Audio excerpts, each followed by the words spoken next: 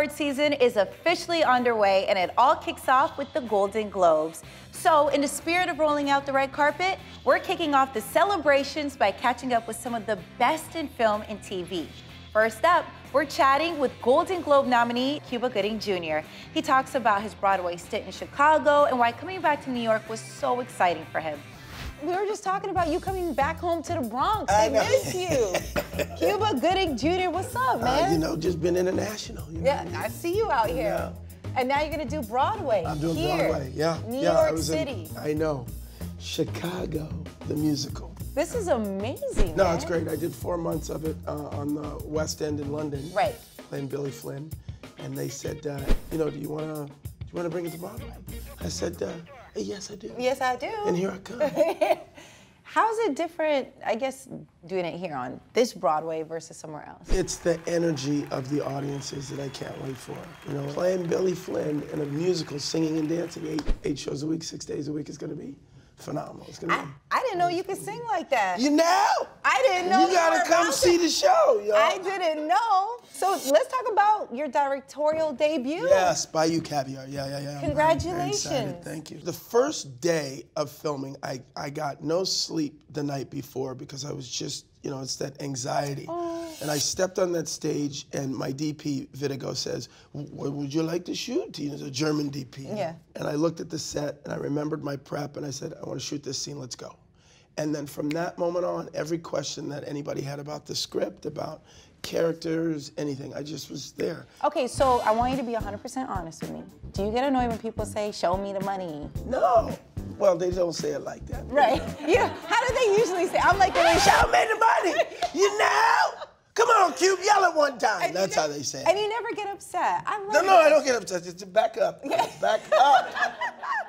But that's so good, because, you know, sometimes I never know, you know, with actors, they might feel a certain way, like, don't bring up that, you know, something that I did a while ago, but it's so amazing, right? I'll never forget the first time I was somewhere with my dad, and somebody goes, Trey, and I was all embarrassed about it. And my dad said, hey, you might only ever be known as Trey from Boys in the Hood, so don't look down on that. And I was like, wow, he's right. But he was wrong. That's all I'm saying. Do you keep in touch with anybody from Boys in the Hood? Oh, yeah. Really? Cube and I talk all the time. And John Singleton did the episode 5 of The People versus O.J. Simpson. No. He directed that. Yeah, a lot of people don't know that. So when we were on the set of Boys in the Hood, it was his directorial debut, his college thesis, and my first lead film. Ricky! So as our careers kind of blossom, we kind of look like always get back together. Oh my gosh, that makes me so happy. No, that's cool. I was reading that you said that playing OJ was the darkest role that you've ever had. No, I never said that. Okay, never? No, I'm kidding. I'm kidding. Yeah, it was one of those. I used to laugh at actors when they go, oh, you know, it took me a while to shake the character, and I was like, that's you're just trying to hustle. But it's true. It's like the dark characters leave an imprint on your soul that it takes a while to shake. The people would ask that Mr. Simpson step forward and try on the gloves recovered from Bundy and Rockingham. So I had to explore both sides of that personality, you know, and you felt schizophrenic, you know. Right. It was deep. It was deep. Yeah. Do you feel that you're very in tune with things like when... I believe we're all connected, all of us, all of our energies, all over the world. And I can say that having been an international film actor since I was 19, 20. I was in Australia in like 1995, and there was an Aborigine playing that, and he looked at me, oh, Trey, Boys in the Hood. That's a true story. That's a true story. So when you think of that, I know it's crazy, but when you think of that as us, as a nation of people, as a world community, we're really closer connected than we want to believe we are. Do you look out for new actors? Like 100%. 100%. You got a resume? I can't act. I could play myself. I could be like, hey, that's all I'd ever want you to do. Just me, myself. That's all you. That's a real actor is when you're playing yourself. I'm already in, guys. Here we go. No. Razzle dazzle. Razzle dazzle. I'm excited, and here you are back home. 8 shows a week, 6 days a week, right down the street. This is so amazing. Congratulations. Sitting on the stoop. Thank you so much for hanging out with us today. Welcome back home, and stay home. Thank you. Stay with us. After the break, I'm sitting down to chat with newly minted nominee Debra Messing from NBC's Will and Grace.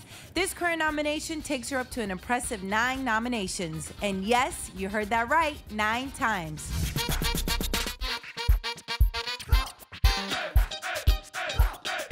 Actress Debra Messing has graced many red carpets and has looked impeccable doing so. The girl's got style. And we chatted about what a hit the Will and Grace reboot has been and why she decided to do a total diet overhaul.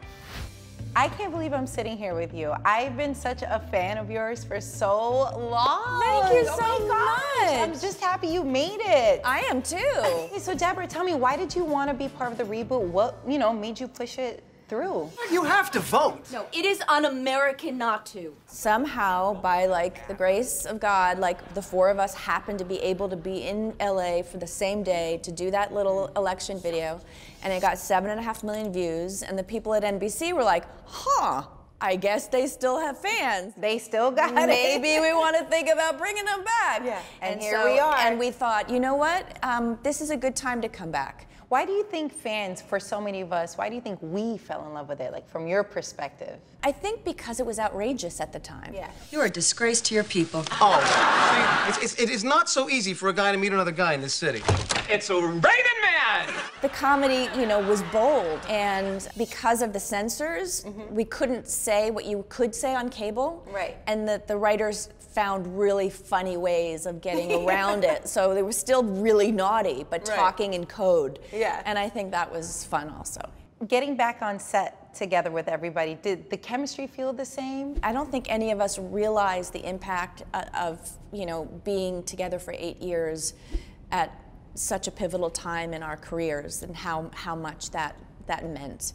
And now it's okay, until we die, we're going to be, it's the foursome. Now, Grace is known to be a little neurotic, very neurotic, Yes. but we love that. Yes. Do you feel at all in your life Yes. that you might be a little neurotic? I have to say, I am less neurotic now than I was when I was playing Grace back in the day. I now accept all the things that, make me unique, and perhaps back then I didn't appreciate as being unique. I thought of them as being not good enough. Well, And listen, I'm you not look gonna amazing, though. Well, thank you very You much. look incredible. Thank you. How's your son doing? He's so good. He's 14. Oh my gosh, so how is this, raising a teenager? I mean, I think the best part is literally just watching him grow into the human that he is going to be as an adult, and literally seeing those incremental changes happening. And it's kind of a miracle. And the hardest thing is hormones. Hormones, and it's oh, we're there, okay? Yeah. And also recognizing, I remember being a freshman in high school, and I remember having all of these feelings, and it's all right, I've got to recognize it. Don't take it personally. Yeah. How were your parents when you wanted to pursue your dreams? Were they supportive of you becoming an actor and just taking over? My mom from the get-go was if it makes you happy, then do it. And if you work hard enough, you can do anything. I like it. And my dad was oh yay, do plays. And then when he realized that I was going to college and I was majoring in theater, and then I was going to London to study, and then he was okay, wait. Wait, is this real? Really? And I was I'll make you a deal. If I am not a working actor, by the time I'm 40, I will apply to go to law school. And he was 40? Yeah. And I was you got to give it time. You can't. You have to. You can't be impatient. And then it worked. Yeah, it worked. And then what did he say? You're right. And now he's now he's proud. Yeah. I'm just so happy that you're here and you're everything that I thought you would be, which is amazing, and it's so refreshing and nice to, see your smile and to see this journey, and you love being a mother, and and you really want this world to be a better place. And I really, really appreciate you standing up for a lot of people out here. Thank you. Of course. So great hanging out with you. Thank you. Thank you so much. Can I hug you? Of course. Coming up next, we're talking to Hollywood legend Rita Moreno and the always superb Forrest Whitaker. Accommodations for Talk Stoop are furnished by 135 West 52nd. These exclusive private condominiums feature 1 to 4 bedroom residences, duplexes, and triplex penthouses. Luxurious finishes and amenities await in this 12,000 square foot private lounge, ideal for relaxing and entertaining alike. Recharge in the 75-foot-long custom mosaic tiled pool, this is elevated living at its finest. Available for immediate occupancy. To learn more, visit 135west52nd.com. Three-time nominee and one-time winner, Rita Moreno has done so much in her long, successful career. She talks about the Netflix reboot of One Day at a Time and why being a presence in the Latino community is so important for her. Sitting here talking to an icon, Rita Moreno. Thank you so much for being here. I'm delighted to be here. We're talking about One Day at a Time. It just dropped, and it's become a huge success. And your role is Lydia, an amazing grandma who is spunky and very loyal and passionate and has something to say about everything. There can only be one such woman in a family, and that is me. I talk like this because, you know, I'm very theatrical.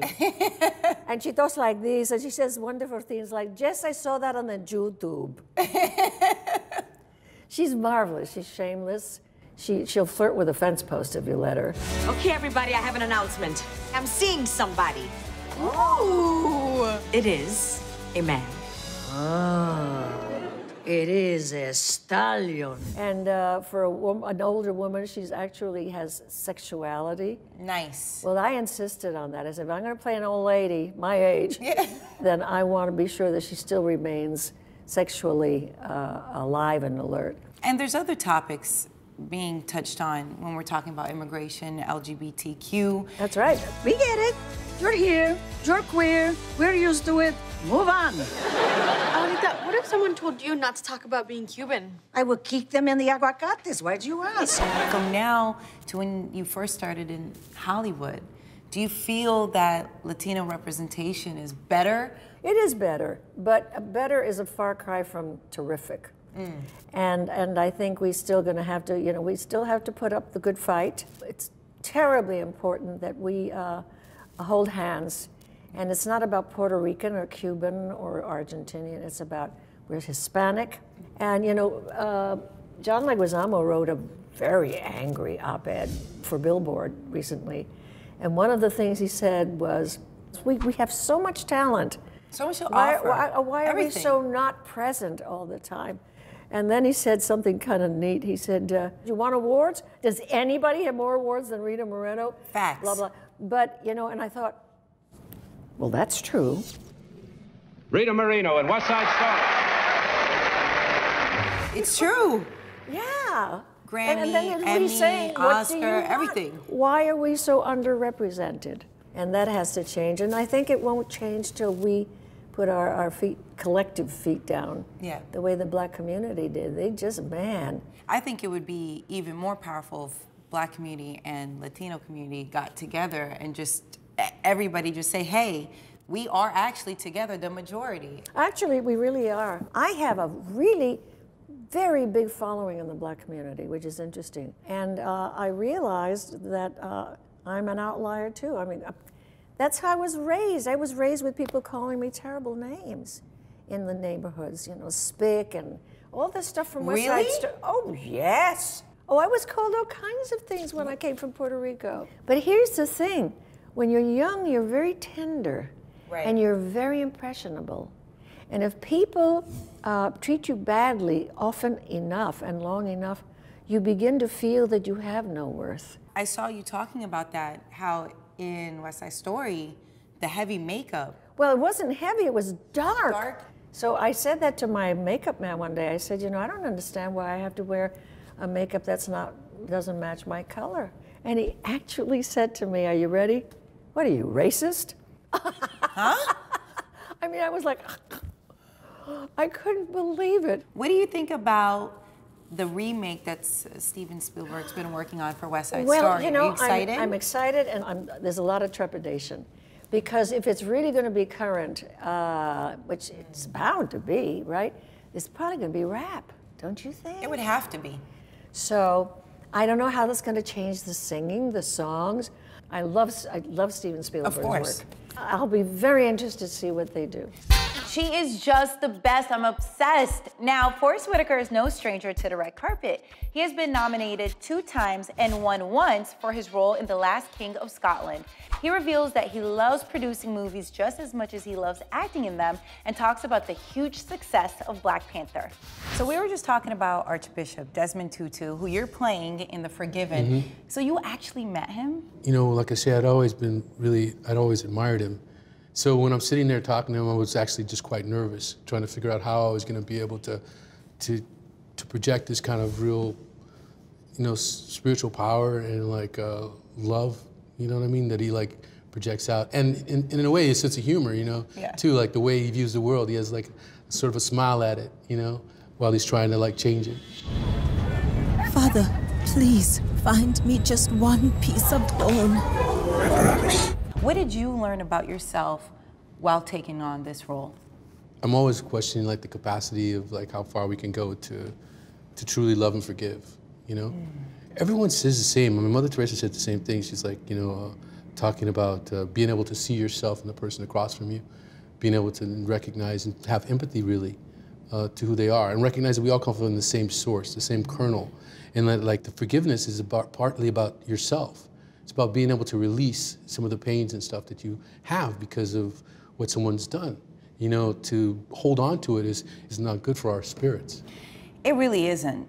I love all the work that you're doing in Africa, and I love the movies that you've been in, because I feel that people, I hope at least, are starting to shed their perceptions of Africa, and they don't realize how beautiful and great and incredible it is. Do you feel the perceptions are starting to change for a more positive light? You know, obviously there's places of difficulty that are coming out of the colonial, you know, space, you know, even still, but I think there's an excitement about business and what people are trying to do there. And congratulations on all the success for Black Panther. I mean, we're still talking about it and we're still in love with it. Did you have any idea the impact that it would have? I did think it was going to be a big success. I have to be honest. You know, I believe in Ryan Coogler. I think that he had an amazing cast. You know, he wrote a great script, and I thought it was the right time. It was beautiful. Whose team were you on, T'Challa or Killmonger? Because we have these debates all the time. Well, I mean, I mean, yeah, in the movie, we know what side you're on, but yeah, exactly. When you watch it, were there any moments you're like, man, I really feel Killmonger right now? The story of Killmonger and like a youth who's been abandoned by his family and stuff, and who has to fend for himself and grow up like in a hostile world in a way, and what it does to him is like it means a lot to Zuri. I mean, he cares, you know, and caring for each other, and is one of the messages that Ryan put in the film. Was a big one about that we have responsibility for each other, you know. Growing up in LA and seeing the riots, and obviously during the civil rights movement, and then the rise of the Black Panther Party, how did that feel for you to then be part of it now, a movie? I mean, it was different. I was a little kid. I mean, I remember the Black Panther Party. They had their offices around the corner from my house.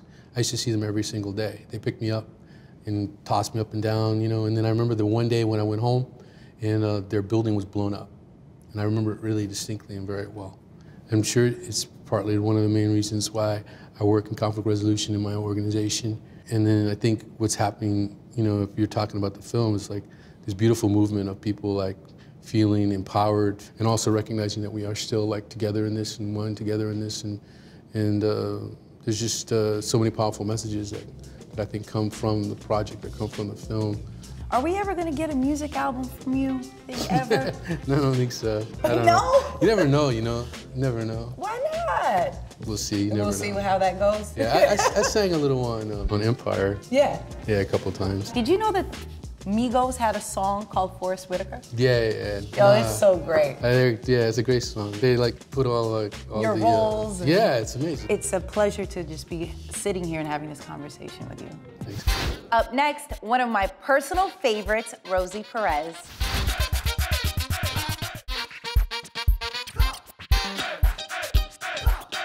Past Globes nominee Rosie Perez always looks fierce on the red carpet. But our conversation went beyond fashion. I got her to really open up and reveal her favorite memory of her friend Tupac and how she really feels about an In Living Color reunion. This is such an honor to have Rosie Perez sitting here. Your home, this is where you live. How you feeling? Great, great. How are you? This is so incredible because so many of us are such fans of everything that you've done. How do you feel about the underrepresentation of Latinos in film? Is that something that you just feel like, man, I really hope we can get rid of this underrepresentation? I've been hoping that since I started. Oh my God, since Fight the Power. Yes. I've been waiting. But things are happening. They're slow, but they are happening. And what's really great too, I was on the set of Rise, and I was looking around, I'm looking at the kids, and it was so diverse. You know, and I saw brown people and black people and yellow people and white people and all different ethnicities existing on one show. That's the way it should be, you know? So people are waking up and changes are being made. They're slow, but we're getting there, so I'm keeping the hope alive. Oh yeah, I mean, you have been the face of that for a very long time. You know, listen, we remember Do the Right Thing, White Man Can't Jump. And you know, for so many of us, we've always wanted to see an In Living Color reunion. Do you think that's ever gonna happen? If it were to happen, it would be just mind-blowing. It would just be incredible. The synergy on In Living Color was amazing and vibrant, and so if they could recreate that magic and revisit that magic, I think it would be a nice thing. Do you stay up to date with all the dances out here? I do. I can dance. I can't dance like, you know, Fight the Power, girl. I got some age on me. You know, these are broken hips, you know? I've broken toes, I've broken knees, I've broken hips, I've broken shins, feet, yes, I did it all. It was hip hop. Yes. There was no rules, there was no safety precautions. We were dancing in the streets, we were dancing on concrete. Man, we came up with some fly stuff, I'm telling you, you know, that's lasted very, very, very long. Being such a fan of yours, and you are such an icon in hip hop world for so many of us, this is a personal question. What's your favorite memory with Tupac? Dig. She was I had to hit you with that one. I had to give you a real one. Talk Stoop, honey. Here we go. Well, my favorite memory with Tupac, he was on tour with Digital Underground. He wasn't a recording artist yet. And he was a roadie slash background singer slash background dancer. Right. And I was a roadie slash choreographer slash stage coordinator. And we used to just hang out all the time. And one of my favorite times with him was sitting in the hotel room waiting for the artists, as we always did. And he just opened up his book and started reading me his poetry. What? It was a beautiful thing. And I just looked at him, I was like, you're amazing. You are amazing. And he was like, you think so? I said, you are amazing. Oh my gosh, I can't. So I think that was one of my favorite. I have many favorite moments with him, and I do miss him dearly. Oh, that's so sweet. Rosie Perez, thank you so much for spending time with us on the stoop and talking that real talk with us. You know, this is always a second home for you. Anytime you want to come by, you are always welcome. I hope you had as much fun as I did hanging out with these Golden Globes superstars. They're all so incredibly talented, and it's pretty easy to see why they're all part of this exclusive club. And if you want to see any of these interviews again, just head to our YouTube page and search Talk Stoop TV. Be sure to catch the Golden Globes airing right here on NBC Sunday, January 6th.